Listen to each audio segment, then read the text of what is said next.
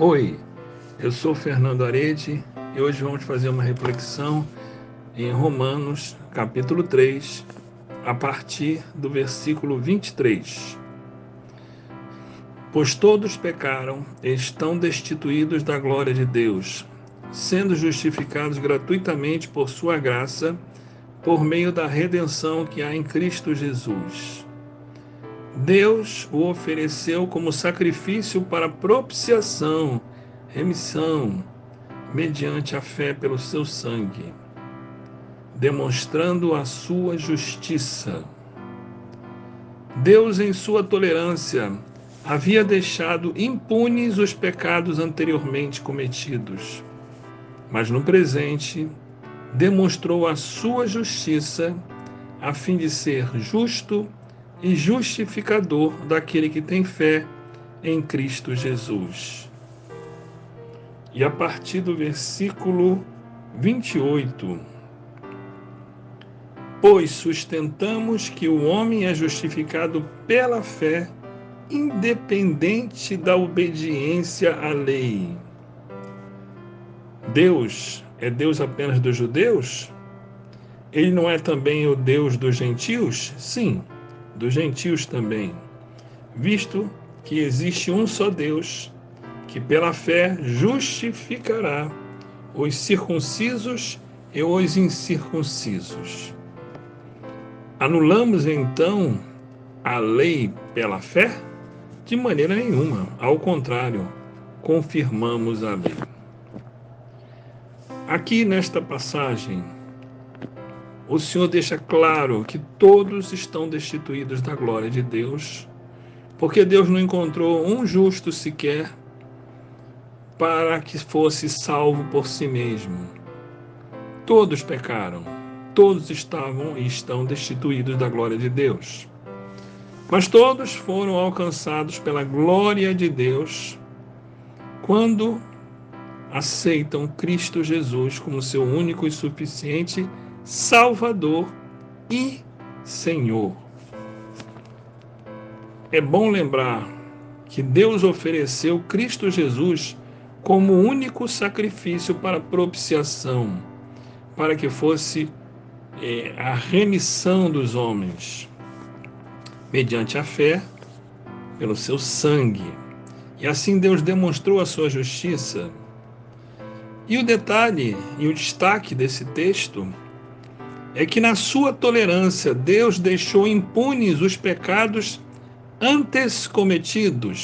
anteriormente cometidos. Alguém me perguntou, como assim? Eu ainda não vi Jesus encarnado. Eu não cumprimentei. Eu não estive aqui quando Jesus fez a obra dele, e ele fez, e ele esteve encarnado durante 33 anos e meio. Nós cremos em Cristo que veio, que fez a obra, e já morreu e ressuscitou, e hoje está à destra do Altíssimo. E aqueles que não viram Jesus antes de Cristo vir à Terra, esses também creram ou não, porém aqueles que creram no Cristo que viria e sabiam que o Redentor viria, porém não tiveram uma experiência física com Cristo, mas creram pela fé que Cristo viria e que o Redentor viria, esses também foram salvos. Porém, se olharmos com calma, não pelos princípios da lei, mas pela fé no Redentor que viria. E eles queriam ser salvos em Cristo Jesus e criam que Cristo viria e faria a obra. Eles foram alcançados pela fé. E a fé começa antes e depois da vinda de Cristo. O princípio da fé é eterno, tanto é que começou em Abraão. A fé de Abraão, lembrar que Abraão não existia ainda, a lei, decálogo, Abraão foi antes do tempo de Moisés, e ele creu em Deus e seguiu Deus e obedeceu a Deus, e foi pela fé que Abraão foi justificado. E depois de Abraão, sim, vieram outros momentos e outros tempos. Nós assim somos herdeiros como Abraão, porque cremos no Cristo que veio, que fez a obra, que é remidor, que a sua vida nos salvou, e hoje Cristo está à destra do Altíssimo, e é exatamente para o céu que iremos. Embora eu não tenha visto nem cumprimentado Jesus pessoalmente, eu criei no Cristo que veio. Tomei posse desta máxima. Cristo veio, Cristo fez a obra.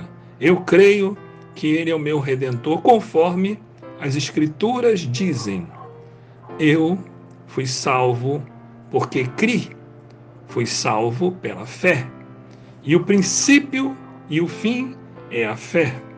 E Deus considerou isto antes de Cristo vir, como depois de Cristo vir.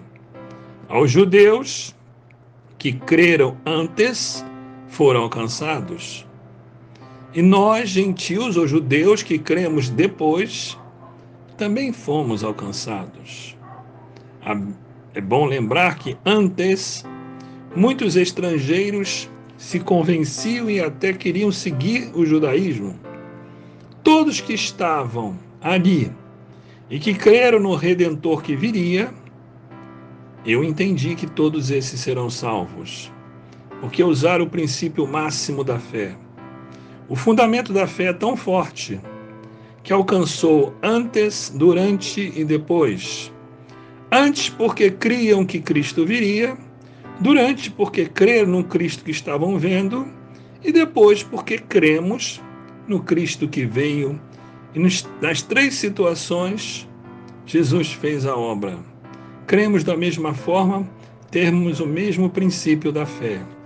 Mas isso não anula a lei, que conforme cremos em Cristo como nosso Senhor, nosso Salvador e Senhor, lentamente, gradativamente vamos nos santificando e naturalmente vamos acabar cumprindo o que a lei ordena.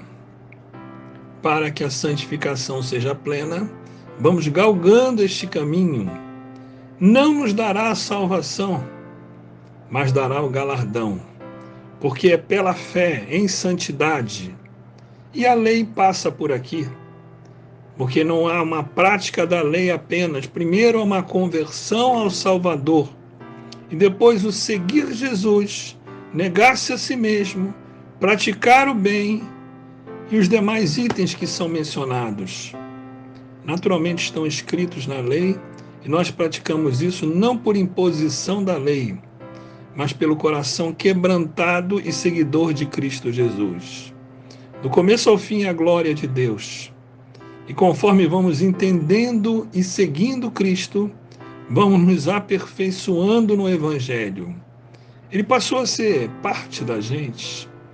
Nós estamos seguindo um princípio e cada vez mais vamos nos aperfeiçoando conforme as pisaduras de Cristo Jesus, espalhando a semente da salvação, proclamando o Evangelho e praticando o bem.